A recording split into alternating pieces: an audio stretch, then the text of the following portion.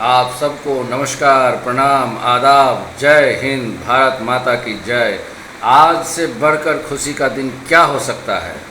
आज हमारा विक्रम चंद्रमा की सतह पर पहुंच गया, सेफ लैंडिंग हो गई, इतिहास रच दिया गया हमारे देश के वैज्ञानिकों के द्वारा, और प्रज्ञान निकलकर चंदा मामा के साथ खेल रहा है।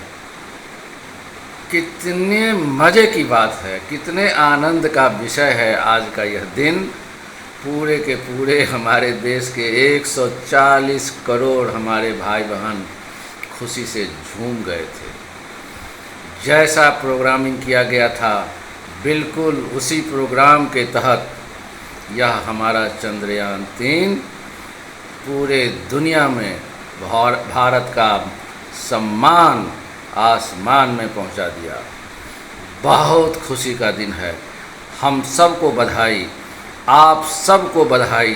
पूरे दुनिया को इससे फ़ायदा होगा, और ख़ास करके बधाई देना चाहेंगे हम सब भारतवासी अपने इसरो के साइंटिस्ट को, और हमारे जो यशस्वी नेता हैं प्रधानमंत्री श्री नरेंद्र भाई मोदी जी, उनको। क्योंकि आपको याद रखना होगा कि there must be a leader behind this success. 4 साल पहले थोड़ी सी मायूसी ज़रूर हो गई थी।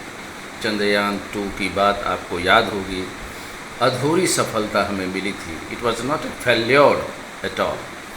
यह थोड़ी सी असफलता हमें मिली थी, लेकिन बहुत उससे हम लोगों को लाभ हुआ था।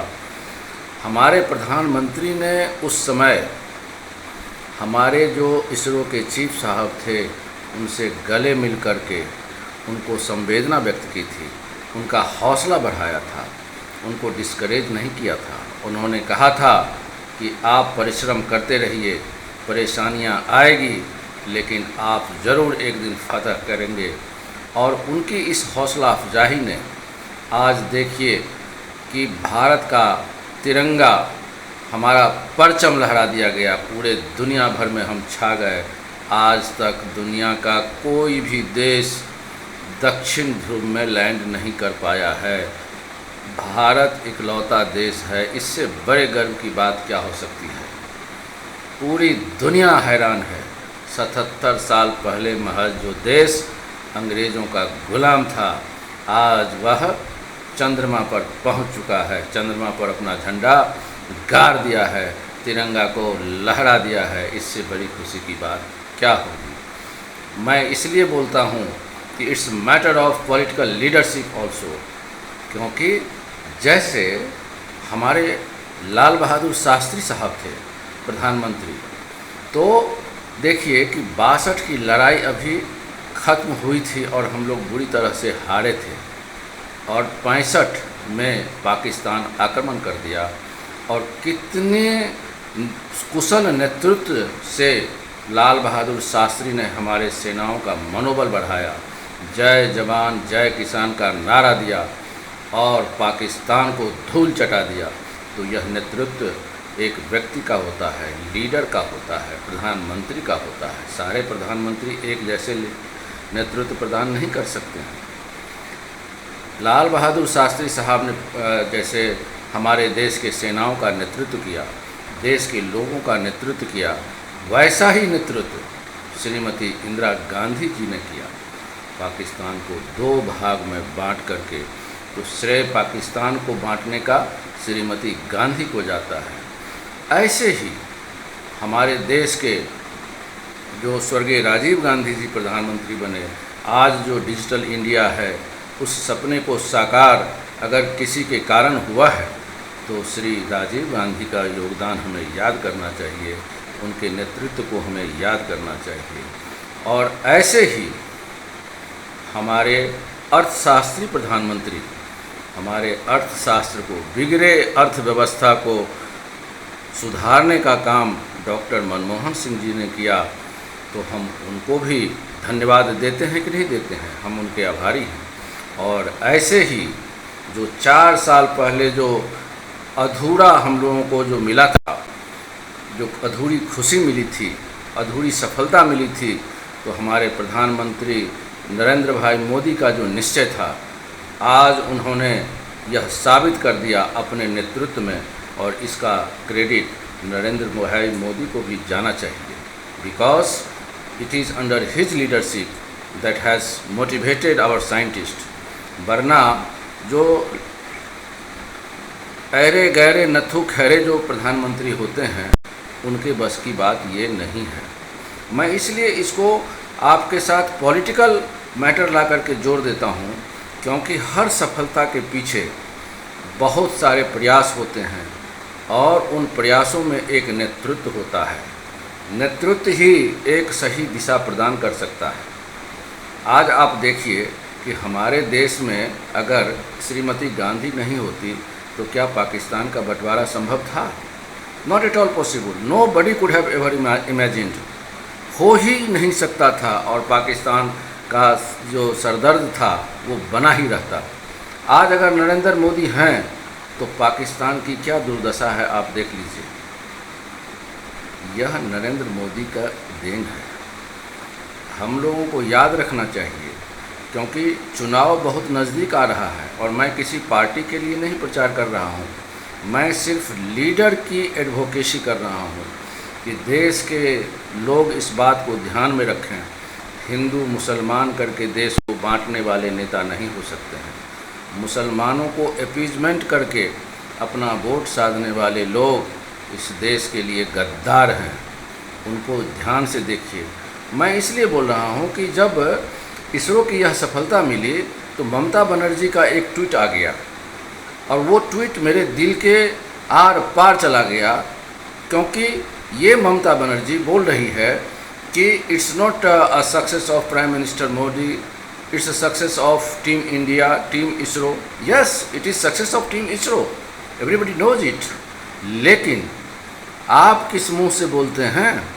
2 दिन पहले की बात मैं बता दूं कि ये ममता बनर्जी मुसलमानों का वोट पाने के चक्कर में, क्योंकि मुसलमानों का वोट इनका आधार है, और ये जो इंडिया बनाए हैं ना जितने लोग, Indian national developmental inclusive alliance, इन्होंने अपना एब्रिविएटेड जो नाम रखा है इंडिया, ये इंडियन लोगों को चूतिया बनाने के लिए रखा गया है। इस बात को ध्यान में रखिएगा। इसका एक भी नेता नरेंद्र मोदी के आसपास भी नहीं है। सब के सब लगता है जैसे कि चोर उचक्के लुटेरे हों, और ये सब के सब इतने स्वार्थी हैं कि सिर्फ अपना वोट बैंक साधने का काम करते हैं। बंगाल की अभी दुर्दशा क्या हो गई है मैं आपको बताता हूँ कि ये जो ममता बनर्जी हैं, ये सिर्फ मुस्लिम वोटों का आधार लेकर के चल रहे थे।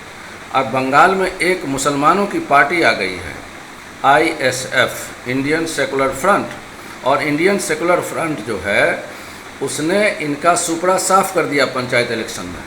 तो अब ये डर गई हैं कि हमारा जो मुसलमान का जो वोट है वह अब खिसकता जा रहा है और खिसक जाएगा, और इस डर से महज 2 दिन पहले की बात मैं बता रहा हूँ, इन्होंने कलकत्ता में एक बहुत बड़ा इजलास किया, और जिसमें इन्होंने अनाउंस किया कि इमामों की जो तनख्वाह है वो 500 रुपये इन्होंने बढ़ा दिया।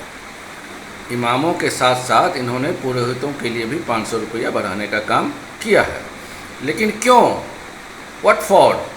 आपको मैं बता दूं कि ये जो राज्य सरकारें हैं और ये जो तुष्टीकरण वाले नेता लोग हैं, इन लोगों ने जानबूझ करके टैक्स पेयर का पैसा मुस्लिम इमामों को दिया है।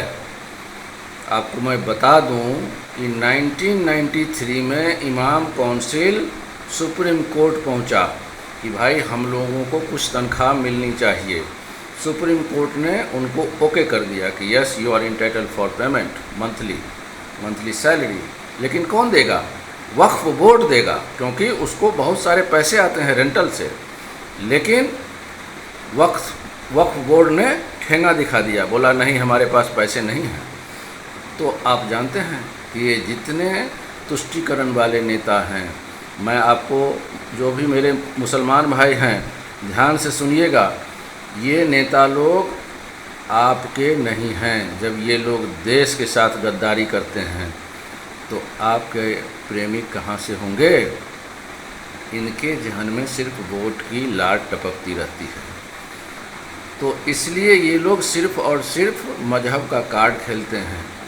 तो जब वक्फ बोर्ड ने कहा कि हम पैसा नहीं देंगे, तो ये जो तुष्टीकरण वाले नेता तथाकथित सेकुलर मुसलमानों का वोट लेकर के मुसलमान को चूतिया बनाने वाले नेता, इन्होंने इमामों को हम लोगों का टैक्स का पैसा देना शुरू किया है। आपको मैं बताऊं कि पिछले साल ऑन रिकॉर्ड 500 करोड़ रुपया बंगाल जो है, पश्चिम बंगाल की सरकार वक्फ बोर्ड को दी है for the payment of imams. ये जो दिल्ली की सरकार है केजरीवाल की, उसने 65 करोड़ रुपया दिया है वक्फ बोर्ड को। ये लोग इसलिए कि चलो हमारे पास तो है ना, तुम्हारे पास कहाँ का पैसा है भाई? यह तो सरकार का पैसा कहाँ से आता है? जनता के टैक्स से आता है। और आप जनता का पैसा सिर्फ और सिर्फ अपने वोट के लालच में लोगों को दे करके बांट रहे हैं। तो याद रखिएगा कि आपको नेता कैसा चाहिए। आपको श्रीमती इंदिरा गांधी जी जैसा नेता चाहिए, आपको लाल बहादुर शास्त्री जैसा नेता चाहिए, आपको श्री राजीव गांधी जैसा नेता चाहिए, आपको डॉक्टर मनमोहन सिंह जी जैसा नेता चाहिए, आपको नरेंद्र मोदी जैसा नेता चाहिए। ये इंडिया जो है, इसमें एक भी आदमी नेता कहलाने लायक है क्या नहीं, इसका उत्तर आप ज़रूर हमें कमेंट में दीजिएगा। आज जो यह गौरव का क्षण आया है, ऐसे गौरव के क्षण को लाने वाले नेता होते हैं जिनके दिल में राष्ट्रभक्ति होती है, एक स्पिरिट होता है, एक जज्बा होता है।